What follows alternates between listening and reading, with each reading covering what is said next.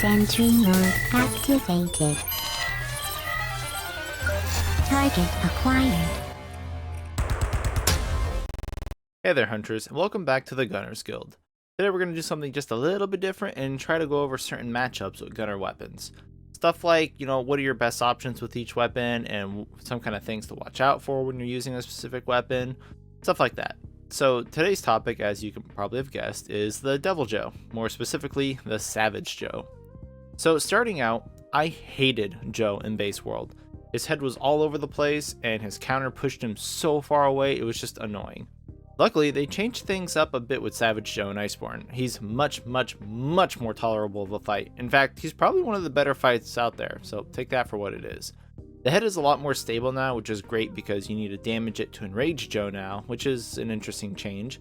Clawing the head is probably the quickest way to enrage him still.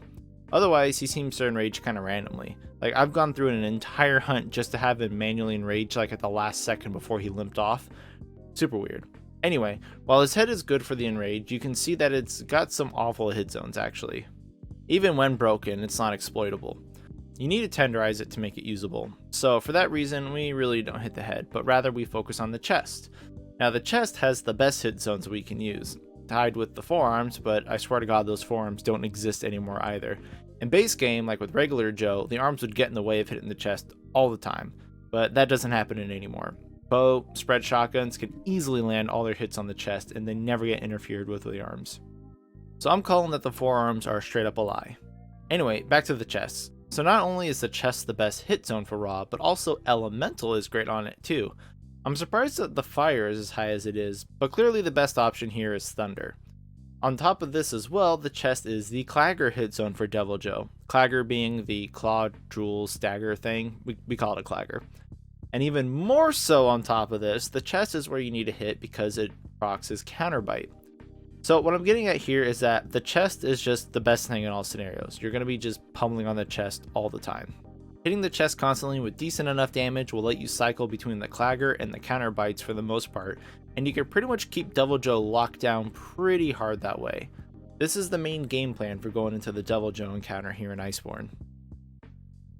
Some other small notes I'd like to mention: the roar is available now, which is another welcome change. It feels like any other roar. You can roll right through it with no evasion skills. Another change is with the counter bite. Old Jho would fall away and be perpendicular to you with his back facing you. Super annoying to reposition around. Savage Jho, on the other hand, falls with his head facing you, so you can easily get back into pummeling him. More welcome changes. So yeah, overall the fight just got a lot more convenient, and just to make the flow of the combat feel much better. It's leagues ahead of old Jho, but at the same time, it is significantly easier, which is kind of a turnoff. It's not a perfect matchup, but it's better. Alright, so matchups. First, let's start with bow. Now for the most part, you can kind of just do whatever you want here. Tobi-Kadachi bow will probably hit the hardest outside of running Rajang with an affinity booster raw setup, kind of like the non-TA strats, but they're going to be close. Bulgur Anjanath will deal about the same damage as Tobi and can make some comfier sets by having better base affinity. Now, while Tobi-Kadachi has the boosted paracoats, which are really nice, especially on Jho, who is quite vulnerable to status, the main goal of this fight is actually to alternate the Claggers and the counter topple, so the paralysis would probably be reserved to just stopping a limp or force an early chest break if you need to, because you really just want to keep that loop going. Wasting your time when he's down doing a paralysis, probably not worth it. So otherwise, you should be able to just pummel on the chest super hard, and bow really shouldn't have too much of an issue, to be honest. The only thing I can't stress enough here is that you do not want to get hit with Dragon Blight. It removes all of your element for like a minute. It's pretty shitty for bow, and that will put a stop to your hunt really quick. So don't do that. Now, other options here for bow would either be the Glavenus or Valhazak bow. Both having a 25 fire zone is still pretty solid, and the extra raw on these bows is going to be pretty nice. Now, Glavenus can also make some really good sets because the fire on the Alpha Silverless set gives you a lot of free skills to play with. Not saying that it's going to be better than Thunder, but if you're doing like double monster hunts with like Barioth or whatever, you can just use one weapon. But yeah, bow should be pretty alright otherwise dealing with Savage Jho. No complaints here.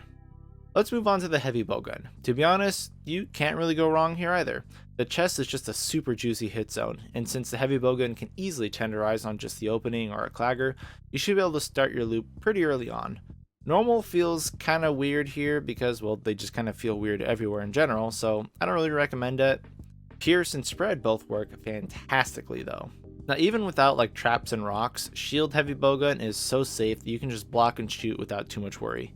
I know I kind of sound like a broken record at this point, but yeah, there's not much to it. Just block and shoot. That's how Glutton works, and that's how Tobi-Kadachi can work too. The only thing to worry about here is that the pin attacks when he stomps or jumps on you.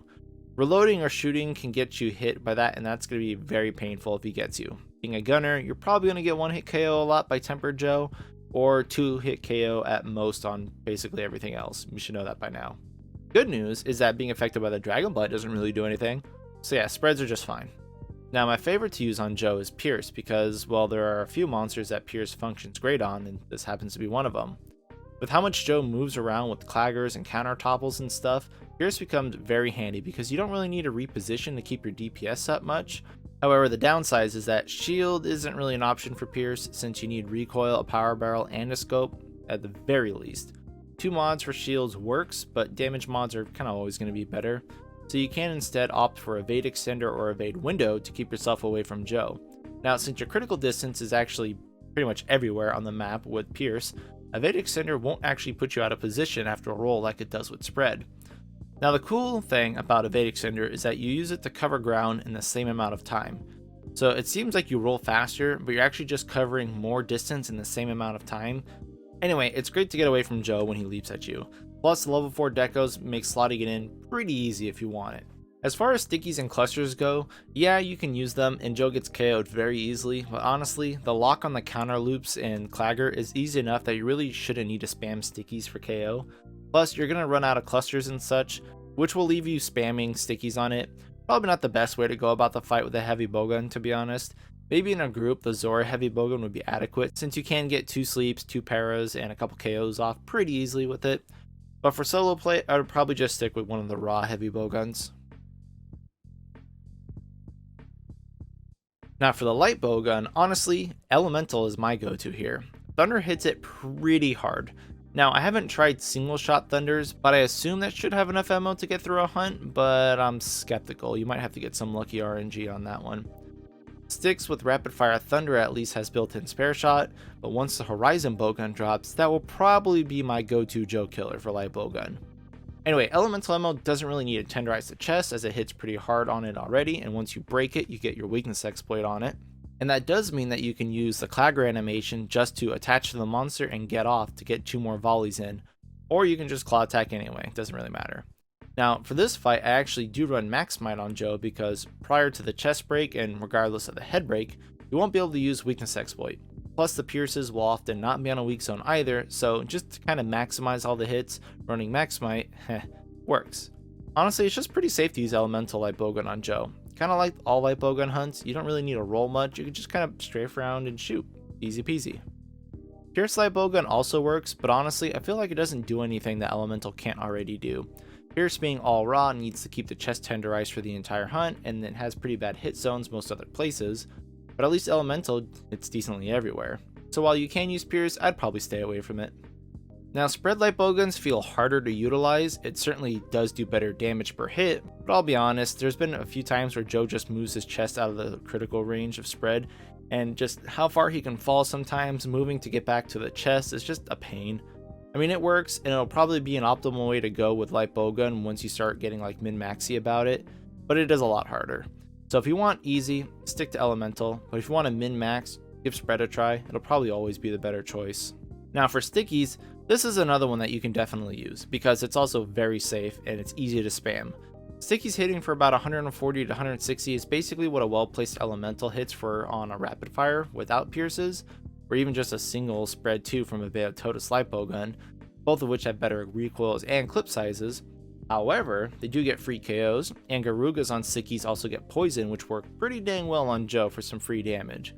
Plus, you don't really have to aim with stickies either, you can just kind of fire and forget. Now obviously head's the best target, but if Joe's doing like tail whips or just flailing around, just throw the damn things on it, get more damage. Gotta keep your DPS up. For the most part, you should have enough stickies to get through the hunt, but remember to keep your craft all in check. You do not want to overcraft here. Joe's got a lot of life. All in all though, gunner equipment has a pretty good matchup against Savage Jho. And the fight itself is much more fun in Iceborne thanks to the focus on the chest, which is a nice big target instead of just that floppy head. Still, I have to worry about those one-hit KOs, but it's fine. That's the life of a gunner. I'll just deal with it. Anyway, that's all for now. New group of monsters next time. So thank you all for watching, and good luck out there, hunters, and whatever you may be hunting.